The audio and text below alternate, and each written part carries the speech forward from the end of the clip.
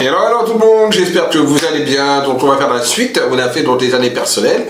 Maintenant on va donc faire des chemins de vie donc en numérologie pour voir un petit peu où vous mène votre destinée. Un petit peu c'est de l'énergie de votre destinée si on veut dire par les numérologues. C'est comme ça qu'ils décrivent.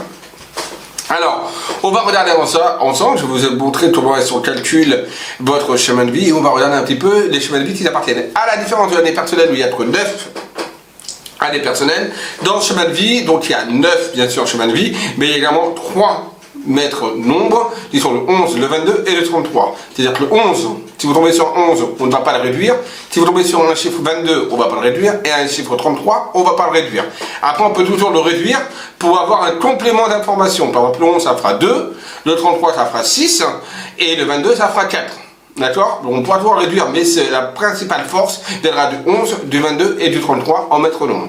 Et après, on a bien sûr les 9, comme dans toute numérologie, des 9 au nombre, 9 principaux nombres. Donc on va regarder ça ensemble, bien sûr. Commentez la vidéo, partagez la vidéo, un petit pouce en haut, et c'est parti maintenant.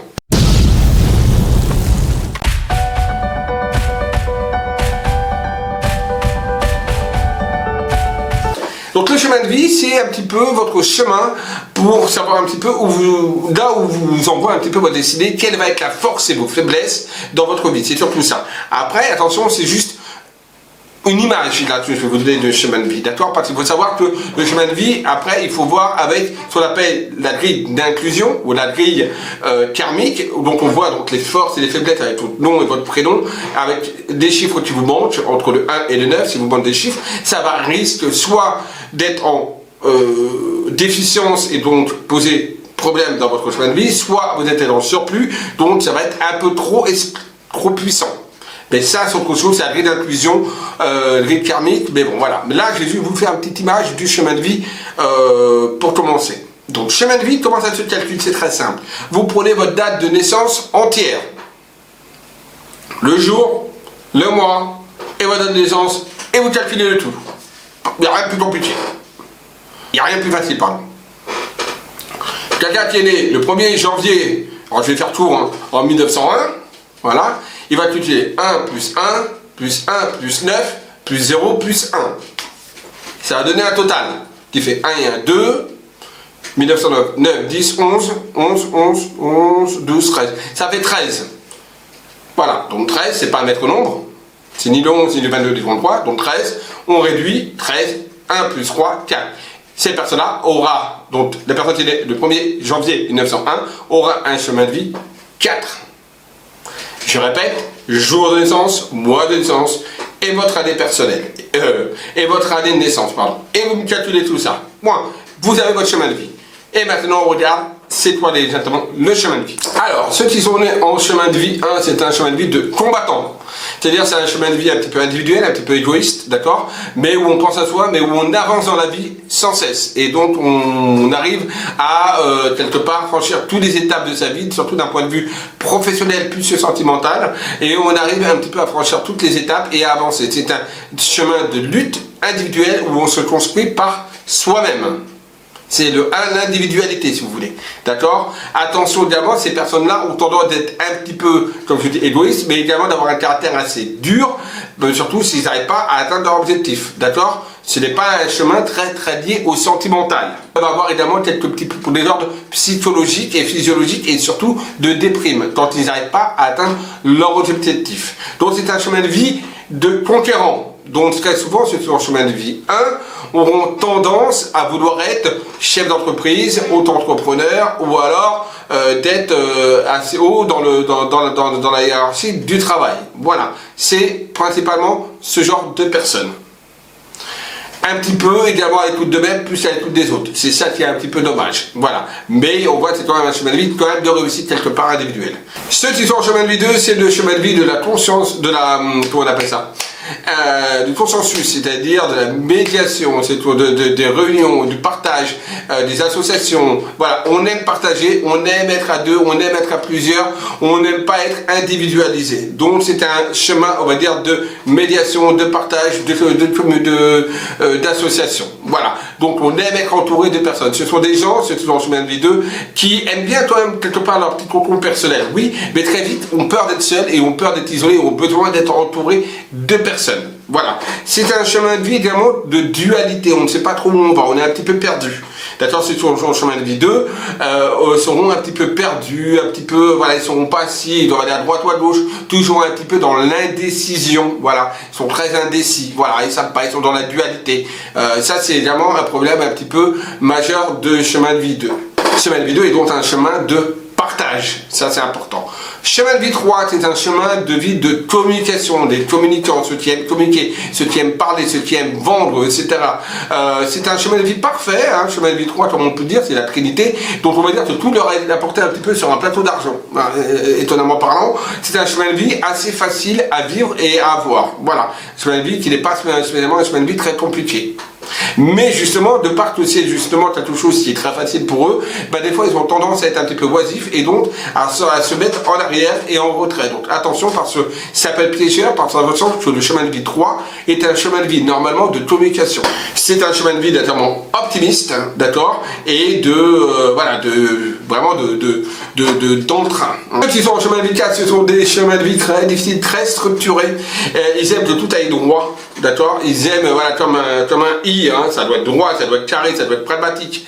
Il n'y a pas de 1 et 1, ça fait 2, ça fait pas 6 hein, chez eux. Donc c'est un chemin de vie très structuré, très difficile, parce qu'ils sont très exigeants envers eux-mêmes, envers les autres, mais surtout envers eux-mêmes. Voilà, ils se pénalisent très souvent parce qu'ils se font tout le temps du mal. Mais naturellement, il y a quand même la réussite derrière. D'accord, il faut savoir que ce qu'ils font, ils arrivent comme c'est très pragmatique, très carré, ils arrivent quand même à faire très bien ce qu'ils font. Mais c'est vrai que c'est un chemin de vie assez difficile et ils ne aussi bien ils n'épargnent pas les autres qu'ils ne s'épargnent pas eux-mêmes par on va dire, la dureté de la vie du chemin de vie 4. Voilà. C'est un chemin de vie donc difficile, mais qui apporte quand même réussite et concrétisation. Et très souvent, ceux qui sont en chemin de vie 4 partent de rien pour arriver quand même à quelque chose. Voilà, très souvent. Le chemin de vie 5 est un chemin de vie plein d'entrain. Et oui, plein d'entrain, pourquoi? Un chemin de vie vivace.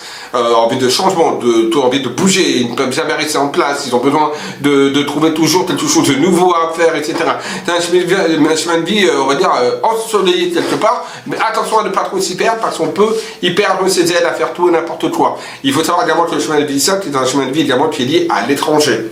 Donc ce sont des gens qui auront tendance un petit peu à voyager, aussi bien imaginairement parlant que concrètement parlant. Donc aller à l'étranger, pardon, et voir d'autres mondes. Ça c'est important pour le 5, ils ne peuvent pas rester en place. Besoin de changement. Et c'est vrai que même au niveau de leur travail, ils peuvent cumuler plusieurs boulots parce qu'ils n'arrivent jamais à se stabiliser. Ils aiment tout faire, ils vont au bout et après, ils passent à autre chose, très vite. Voilà, ils n'aiment pas, ils ne peuvent pas rester sur une constance. Ça, c'est le problème, le problème, on va dire, du chemin de vie 5, un petit peu instable. Et c'est vrai qu'en même temps, quand ils n'ont pas ce qu'ils veulent, ils sont un petit peu durs des fois quand ils n'arrivent pas à avoir ce qu'ils veulent. Chemin de vie 6, c'est un chemin de vie d'épreuve sentimentale. C'est-à-dire c'est un chemin de vie qui est lié plutôt à la famille, au sentiment, au cœur, à la dualité, à la difficulté de comprendre les choses véritablement, à se positionner également. Problème de positionnement dans la vie. C'est un chemin de vie également donc, qui est très lié à la famille, aux enfants, etc. Donc ils peuvent très bien travailler ces gens-là dans le social avec les enfants, etc. C'est une vie qui n'est pas très très liée au professionnel en tant que tel. D'accord, c'est ni même au financier, mais plus à la notion familiale. Le chemin de vie 7 est un chemin de vie de perfectionniste. C'est un chemin de vie également d'études, de découverte. C'est un chemin de vie également d'introspection intérieure et de repli intérieur sur soi. Donc très souvent, c'est des gens très aussi spirituels qui peuvent même faire des retraites, on va dire, dans des temples, dans des moines, dans des monastères, etc. Donc c'est vraiment un chemin de vie qui est lié également à la spiritualité, qui est lié également à la médiumnité. C'est un chemin de vie donc qui est plutôt un chemin de vie intérieur que extérieur. D'accord? Donc ça peut poser un petit peu problème des fois. Ceux qui sont dans le chemin de vie 7 ont également une chance extraordinaire. Donc ils sont amenés à gagner quand même, ils peuvent être amenés à gagner quand même des sommes au jeu du hasard. Donc si vous êtes dans le chemin de vie 7, allez-y. Ils aiment se poser des questions et ont un attrait sur tout ce qui est métaphysique. Voilà pour le chemin de vie 7. On passe au chemin de vie 8. Le chemin de vie 8 est un chemin de vie de pouvoir et de justice. C'est un chemin de vie karmique, parce que le 8 est un chiffre karmique, j'en ai déjà parlé. Et là, c'est pas vraiment lié aux finances et voilà, et à l'argent, c'est plus lié au pouvoir et à la justice, ce chemin de vie 8. C'est un chemin de vie 8 est un chemin de vie très difficile, qui demande beaucoup de travail, mais qui est récompense énormément au bout d'un certain moment, au bout d'un certain temps. Ça peut mettre 10 ans, 15 ans au niveau professionnel, mais au bout de 10-15 ans, on a la reconnaissance de ses pairs, on a vraiment le succès, on a vraiment la réussite, etc. Et on prend le contrôle, on va dire, un petit peu de tout. C'est ça le chemin de vie 8, d'accord? Donc ça, c'est dans le côté positif. Le côté négatif, c'est que si on fait rien, bien évidemment, on s'écroule aussi. C'est la ruine totale. Donc attention à ceux qui sont en chemin de vie 8, c'est un chemin de vie karmique. Assez difficile, d'accord? Mais il y a quand même la réussite derrière. Voilà, c'est ce qu'il faut surtout retenir du chemin de vie. Le chemin de vie 9 est un chemin de vie de créativité, d'artistique, de tout ce qui est les artistes, etc. Bon voilà, c'est un chemin de vie également imaginaire, c'est un chemin de vie d'intuition aussi, un peu comme le 7. Mais le 7, c'est plus dans l'introspection, là c'est plus dans l'imaginaire, mais on le sort, on le montre, on le fait découvrir. Ce sont l'artistique qui ressort, c'est un chemin de vie également qui est lié également au social, d'accord? Qui est lié également au social, tout comme le chemin de vie 6 c'est lié également au social. Le chemin de vie 9 est également lié également au social, à l'aide à la personne, etc.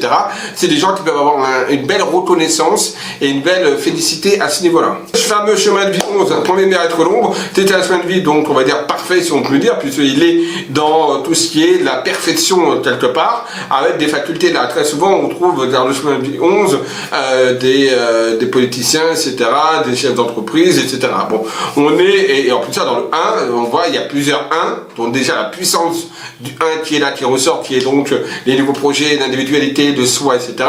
Et le 2 qui est également l'associatif. Et le 11, c'est ça, c'est justement un chemin de vie de puissance, un chemin de vie pragmatique, ambitieux, avec les résultats escomptés derrière. Par contre, il faut voir qu'ils sont souvent liés à des crises existentielles. Ceux qui sont en chemin de vie 11, attention à vos crises existentielles. Chemin de vie 22 est un chemin de vie particulièrement lié aux professionnels et au travail. Comme on dira, le 2, justement, c'est justement tout ce qui est donc les partenariats, les associations, et le 2, 2 et 2, 4.